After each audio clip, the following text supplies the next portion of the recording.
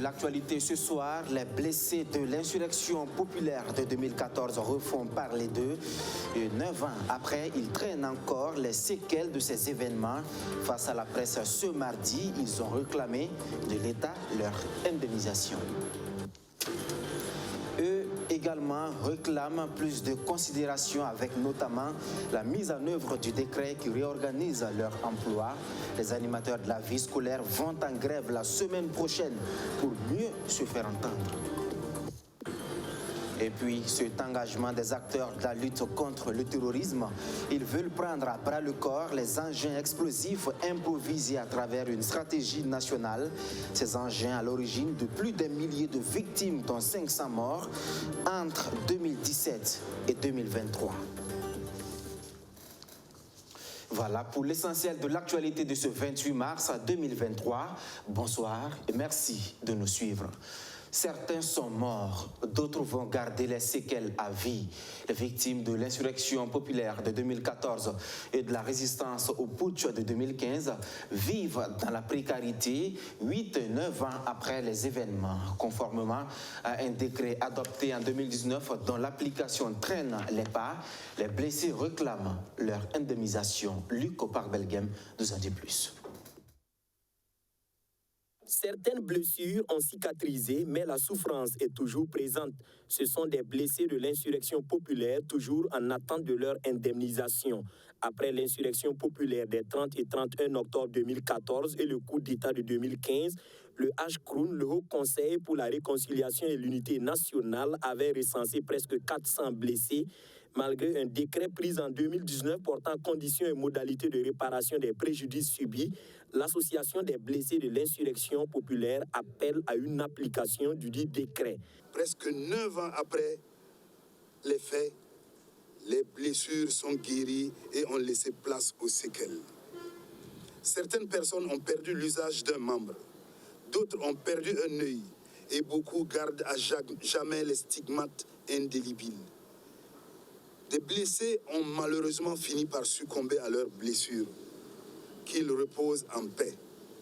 Sur le plan social, de nombreux blessés ont perdu leur travail, des couples se sont brisés, des enfants ont été déscolarisés. Pour le cas des victimes de l'insurrection populaire et du coup d'État manqué de 2015, un décret a été pris qui définit les critères de réparation. Nous demandons simplement son application. L'Association des blessés de l'insurrection populaire salue au passage les mesures courageuses prises par le capitaine Ibrahim Traoré pour la restauration du territoire national et ses actions fortes de son avis méritent un garde-vous au président de la transition. Étant burkinabé, comment ne pas apprécier ces grandes actions que le chef d'État et son gouvernement posent au jour le jour et qui entrent dans la ligne droite de la vision des insurgés de 2014. D'abord, sur le plan de la gouvernance, travailler à affirmer et conforter notre souveraineté, assurer l'égalité de tous les Burkinabés devant la justice, de sorte que chacun assume les conséquences de ses actes. Lutter farouchement contre la corruption et l'accaparement des terres par des promoteurs immobiliers véreux. S'opposer de manière franche à l'impérialisme, surtout française, et l'ingérence des puissances étrangères dans nos affaires internes. Ensuite, pour répondre à la menace terroriste, des décisions courageuses sont prises. Mon capitaine, nous sommes au garde-à-vous. À ce jour, les blessés de l'insurrection populaire et ceux du putsch disent n'avoir reçu que 400 000 francs CFA par personne, représentant le $1 million remis par la CEDEAO à l'État burkinabé. Malgré leur situation qu'ils jugent précaire, ils ont pu cotiser 100 500 francs en guise de contribution à l'effort de guerre. En lutte également pour leur bien-être et celui de l'environnement dans lequel ils travaillent, les animateurs de la vie scolaire, composés d'assistants, d'attachés, de conseillers d'éducation, leur union s'est mobilisée ce matin au ministère de l'Éducation nationale. Ils revendiquent l'application du décret portant organisation de l'enseignement secondaire de 2008 et tous les avantages qui en découlent. Eh bien, pour mieux se faire entendre, ces éducateurs entament dès le lundi prochain une grève. Abdou Aziz Sari. Ils ont le visage renfrogné pour la plupart pour exprimer leur mécontentement vis-à-vis de leur ministère de tutelle. Venus des 13 régions du pays, ces assistants, attachés et conseillers d'éducation réunis au sein du ministère de l'Éducation nationale réclament des indemnités spéciales de logement. Un droit qui, selon eux, leur est refusé sous prétexte qu'ils sont des agents de bureau. Pourtant, disent-ils, ils interviennent également dans les salles de classe, au même titre que les enseignants qui, eux, bénéficient d'indemnités de logement. Une injustice, selon eux, qu'ils souhaitent voir réparée. On nous a refusé beaucoup de choses, par exemple l'octroi de l'indemnité de logement. Et la vie scolaire n'a pas été associée. Ils ont augmenté tous ceux qui sont, en tout cas, sur le terrain et laissé la vie scolaire. Pourtant, nous sommes sur le terrain aussi. C'est une injustice. Nous voulons qu'ils appliquent la loi qu'eux-mêmes ils ont adoptée, voilà, de 2008, qui nous classe dans le personnel d'encadrement. En plus de la question de l'indemnité de logement, ces assistants, attachés et conseillers d'éducation plaident également pour la satisfaction de tous les autres points de revendication. Les plus urgents sont le respect du ratio de 2 classes par assistant ou par attaché d'éducation, la participation de tous les animateurs de la vie scolaire au secrétariat des examens scolaires et la prise en charge et l'évacuation des élèves victimes de malaise pendant les cours. Dans les tests, on dit qu'un élève tombe, on doit assister à l'évacuation. Voilà. Mais nous, assister à l'évacuation, c'est quoi? Nous devons être là. Il va falloir peut-être qu'une ambulance soit là, ou bien on va trouver quelque chose pour venir prendre l'élève et puis nous allons l'accompagner. Mais c'est le contraire. Nous sommes obligés de prendre nos engins, des collègues qui partent et puis tu pars seul. Vous voyez, donc à ce niveau, il va falloir trouver un mécanisme pour accompagner vraiment les agents de la vie scolaire. Parce que, bon, un enfant ne peut pas tomber et puis on est là et puis on est assis, on le regarde. On va nous accuser, quoi, non-assistant à une personne en danger. Voilà, il y a toujours cet aspect. Pour se faire entendre, ces frondeurs qui assurent avoir longtemps privilégié le dialogue sans résultat lancent un mot d'ordre de grève de 48 heures sur l'étendue du territoire national, allant du lundi 3 avril au mardi 4 avril prochain. La grève est susceptible d'être reconduite au cas où il n'y a pas de satisfaction. L'UNARVS, tous ses militants et sympathisants se désengagent aussi de toute tâche pédagogique au sein des lycées et collèges jusqu'à l'application définitive du décret numéro 2008-373/Presse/PM/MERS portant organisation de l'enseignement secondaire du 2 juillet 2018. Cette décision vise à ce que les autorités portent une attention particulière sur le rôle primordial des AVS au sein des lycées et collèges. Ces animateurs de la vie scolaire disent être déterminés à lutter jusqu'à la satisfaction totale de leur plateforme revendicative. Les animateurs de la vie scolaire en lutte, tout comme les étudiants technologistes biomédicaux issus des universités Joseph Kizerbo, Nazi Boni et de l'Université catholique de l'Afrique de l'Ouest. Et ils dénoncent la décision du ministère de la fonction publique d'avoir enrôlé certains étudiants pour emploi alors que le processus de recrutement a été attaqué en justice. Amidou Ouedraogo, surtout Justin Dabiri. Face aux journalistes, ces étudiants technologistes biomédicaux issus des universités Joseph Kizerbo, Nazi Boni et de l'Université catholique de l'Afrique de l'Ouest UCAO expriment leur mécontentement face à la décision du ministère en charge de la fonction publique. Décision qui demande d'enrôler les étudiants déclarés admis au concours de recrutement de 150 technologistes biomédicaux sur mesure nouvelle au profit du ministère en charge de la Santé. Par un appel, je dis bien par un appel téléphonique datant du 3 mars 2023, aux environs de 12 heures, convoque d'urgence et unilatéralement au sein du ministère leur candidat déclarés admis pour une réunion à 14 heures précises en vue de fixer la date de leur enrôlement, comme si nous autres, nous n'étions pas des fils et filles du Burkina Faso. Ces recalés disent ne pas comprendre la décision du ministère alors que le procès est toujours en cours et que toutes les voies de recours n'ont pas encore été épuisées.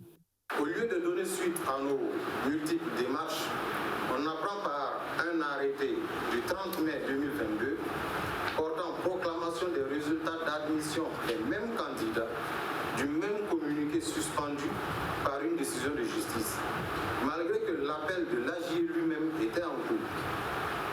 Curieusement, cette nouvelle proclamation ne se trouvait même pas sur la plateforme numérique du ministère de la fonction publique, mais plutôt dans les groupes WhatsApp.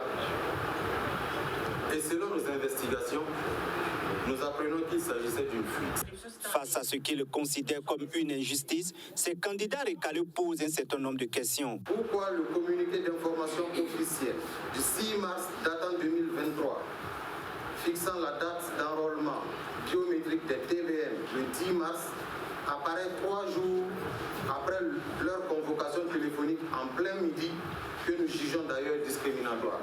Quel est le message que le ministère voudrait nous renvoyer par de tels agissements, alors que les changements effectués à la tête de ce ministère avaient suscité beaucoup d'espoir en notre sein? Pourquoi, manifestement, ignorez-vous nos correspondances depuis le début jusqu'à la dernière, où nos avocats vous tenaient en alerte par rapport à l'inopportunité d'une décision d'enrôlement au regard de la procédure judiciaire en cours? Ousmane Mariko et ses camarades disent réaffirmer leur confiance à la justice burkinabé. Ils expriment, disent-ils, leur espoir dans les principes d'équité, d'égalité et de méritocratie mis en avant par les autorités pour une réconsidération de la dernière décision du 20 mars 2023. Cette décision portait sur l'annulation du communiqué d'enrôlement du 6 mars 2023 pour une résolution définitive de ce problème qui dure déjà plus d'1 an. Je vous le disais en titre, ce sont des engins qui ont fait de nombreuses victimes civiles comme militaires au Burkina Faso. Le compteur affiche plus d'1 millier de victimes, dont 500 morts. Les engins explosifs improvisés entravent également le déploiement de l'aide humanitaire, détruisent les infrastructures socio-économiques et sont source de stress et de psychose au sein des populations et de l'armée.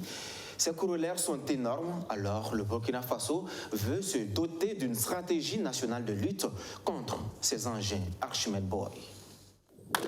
555 incidents liés aux engins explosifs improvisés, EEI, ont été enregistrés de 2017 à 2023 au Burkina Faso, avec la recrudescence des attaques terroristes. Cette situation a fait 1091 victimes, dont 554 morts et 547 blessés. C'est au regard de l'ampleur des dégâts causés par ces engins que la Commission nationale de contrôle des armes, CNCA, a initié une stratégie nationale de lutte contre les EEI, un document validé au cours de cet atelier. Mais le Burkina Faso dispose-t-il de moyens performants et de ressources humaines compétentes pour détecter et neutraliser ces EEI dans ce contexte sécuritaire difficile? Oui, répond le secrétaire permanent du CNCA. Nous avons les capacités, maintenant en quantité suffisante, peut-être pas. Mais nous sommes dans le cadre de cette stratégie en train de développer le développement des capacités à créer même des centres pour pouvoir former des gens, pour pouvoir faire face à ces choses. Mais déjà, nous mettons l'accent sur la sensibilisation des communautés, des OSC. Les statistiques révèlent que 9 régions sur les 13 que compte le pays ont connu au moins un incident EEI. Les 2 régions qui occupent la tête du peloton sont le Sahel et l'Est. Pour réussir à endiguer ce mal, ce projet de stratégie bénéficie de l'expérience du service de lutte anti-mine des Nations Unies. Et cet appui intervient à plusieurs niveaux. C'est le renforcement des capacités techniques, la coopération internationale, la coopération entre services, la recherche et la détection des précurseurs, la capacité à détecter et détruire, la limitation de la prolifération des armes et des explosifs des miniers, par exemple. Ce projet de stratégie nationale de lutte contre les EEI s'étend sur la période 2023-2027. Après sa validation, le ministère en charge de la Défense annonce des campagnes de sensibilisation sur la dangerosité des EEI, la formation des agents de la lutte contre ce phénomène et l'acquisition d'équipements de détection et de neutralisation des EEI. Sur le terrain, le ministre des Mines et des Carrières, Simon-Pierre Boussim, a entamé une tournée dans des mines implantées dans la région du Plateau central. Objectif, rassurer ses investisseurs quant à l'accompagnement étatique, mais aussi s'assurer de la bonne cohésion entre employeurs et employés dans ces sociétés. Archimède Boy.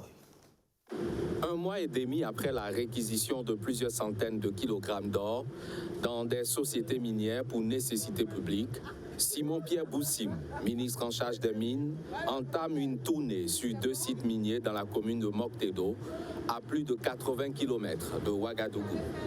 Une tournée au cours de laquelle il tente de rassurer les acteurs de ce secteur qui a rapporté en 2022 plus de 300 milliards de francs CFA au budget de l'État. Et le gouvernement a toujours travaillé dans le respect des textes et il est question aussi de venir rassurer chaque société minière que l'État travaille à ce qu'on puisse trouver un équilibre entre le social et le financier. Sur ce site de la société minière Somisa, un mouvement d'humeur des travailleurs a eu lieu le 8 mars dernier. Des travailleurs qui réclamaient le renouvellement du contrat de travail d'un délégué du personnel. Le ministre vient donc calmer les tensions. La garantie que nous avions donnée, c'est d'abord éviter qu'il y ait des sanctions tout azimut et demander aux travailleurs de se soir donc aux dissensions. Et cela nous a conduit à venir pour aussi féliciter et encourager les travailleurs dans ce sens. Et la garantie, c'est pour éviter aussi qu'il y ait des représailles face à une situation dont, si ça persistait, personne n'allait sortir gagnante, aussi bien les travailleurs, la mine et l'État. Autre site, autre réalité. Dans la mine hors zone, Simon-Pierre Boussim est venu encourager cette structure pour son engagement à valoriser la ressource humaine locale. C'est également le lieu choisi pour évoquer le contenu local minier adopté par le gouvernement en septembre 2021. Une mesure visant à prioriser les fournisseurs locaux de biens et services miniers. Certes, la localité doit être partie intégrante de l'exploitation de la ressource minière, mais le contenu local ne se limite pas que à la commune, à la région, mais c'est d'abord pour encourager tous les Burkinabés. Parce que l'exemple que j'aime prendre à ce niveau est que si vous dites que c'est ma commune, on doit construire des hôpitaux seulement, parce que la ressource minière vient de chez nous. Si demain vous partez par exemple dans une autre commune et que vous avez un problème, vous n'allez pas vous dire que non, j'ai construit les hôpitaux dans ma commune, amenez-moi là-bas. Non, on va vous soigner là où vous êtes parce que vous êtes d'abord un Burkinabé. Il invite par ailleurs les autres sociétés à suivre cet exemple, surtout au moment où les autorités actuelles prônent le concept du consommant local. Un siège flambant neuf pour la Banque mondiale au Burkina Faso, un bâtiment R+2 au quartier UP de Ouara 2000, un siège inauguré ce lundi par le Premier ministre, Maître Apollinaire Kellem de Tambela, Amadou Diko. Après Koulouba, au centre-ville de Ouagadougou, c'est ici à Ouaga 2000 que siège désormais la représentation de la Banque mondiale au Burkina Faso. Une nouvelle infrastructure à 2 niveaux bâtie sur une superficie de 5500 mètres carrés. Maître Apollinaire Kellem de Tambela, accompagné des premiers responsables de la banque, procède ainsi à l'inauguration du bâtiment.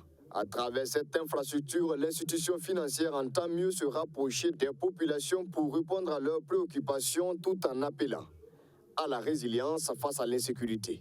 Si nous avons construit ce bâtiment en pleine période de crise, au sortir de la pandémie, et au moment où le terrorisme est présent dans le pays, c'est parce que nous croyons en Burkina Faso. En général, dans les périodes de crise, les institutions ferment les bureaux, quittent les pays, mais n'investissent pas dans les pays. Donc c'est le symbole d'une espérance, d'un espoir. Et nous sommes convaincus que cette espérance et cet espoir se réaliseront. Le gouvernement burkinabé à cette inauguration traduit sa reconnaissance à l'endroit de la structure qui accompagne depuis des années le Burkina Faso dans plusieurs secteurs de développement. Le groupe de la Banque mondiale se place parmi les premiers partenaires pourvoyeurs de financement pour le développement du Burkina Faso. En dépit de sa place importante dans le partenariat, c'est malheureusement depuis 60 ans que la Banque mondiale ne disposait pas de locaux propres à Ouagadougou pour les services tant appréciés par la majorité des bénéficiaires. En effet, les autorités du Burkina Faso ont bien voulu renforcer les liens de coopération avec le groupe de la Banque mondiale en lui offrant en 2012 le terrain de 5500 m² qui abrite l'édifice, signe de l'excellente qualité des relations de coopération et de partenariat. Le Burkina Faso et la Banque mondiale, c'est 60 années de partenariat. Un partenaire sûr du pays avec plusieurs programmes du projet de développement réalisés à l'échelle nationale. Dernière ligne droite de ce journal et je vous amène à la rencontre d'une dame engagée pour la cause de la gente féminine. Elle s'appelle Aminata Sanou. En plus de ce combat pour l'épanouissement de l'autre moitié du ciel, Aminata est danseuse, chorégraphe et promotrice d'un festival culturel. Autant d'engagements qui fait d'elle depuis ambassadrice de l'UNESCO. Majid Bakou. À travers les mouvements de son corps, la danseuse chorégraphe Aminata Sanou rend hommage à la femme africaine. C'est dans sa création solo intitulée Une autre. Il s'agit d'un spectacle de danse contemporaine d'une trentaine de minutes. L'artiste, à travers l'expression corporelle, met en valeur la combativité de la femme africaine.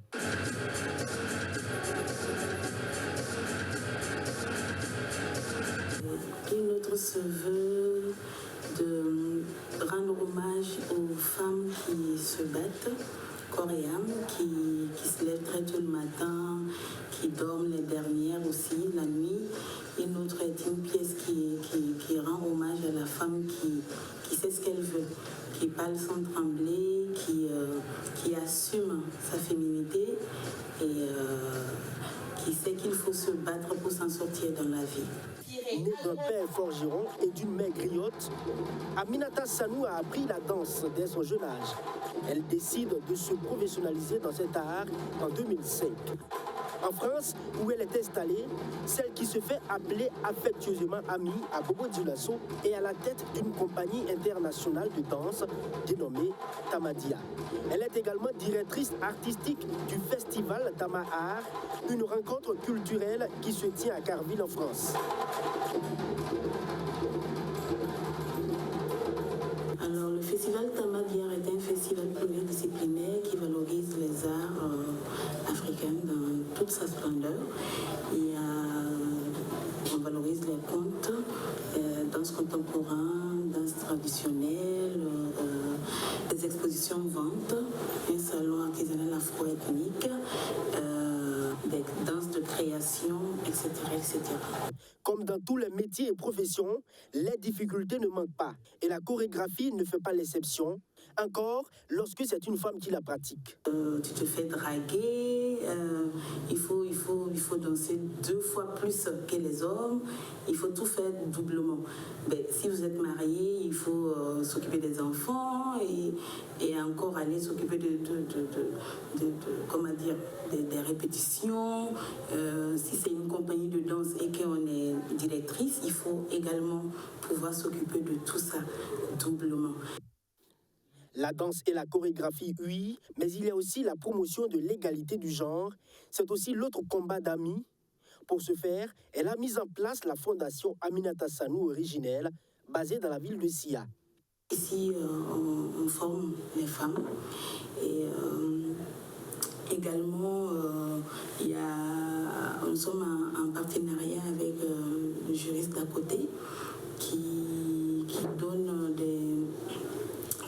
chaque mercredi, qui reçoit des femmes pour lire leurs droits, on va dire. La native de Bobo Dioulasso, depuis 2015, est nommée ambassadrice culturelle de l'UNESCO. Elle entend ainsi continuer à promouvoir dans les 4 coins du monde la culture burkinabé.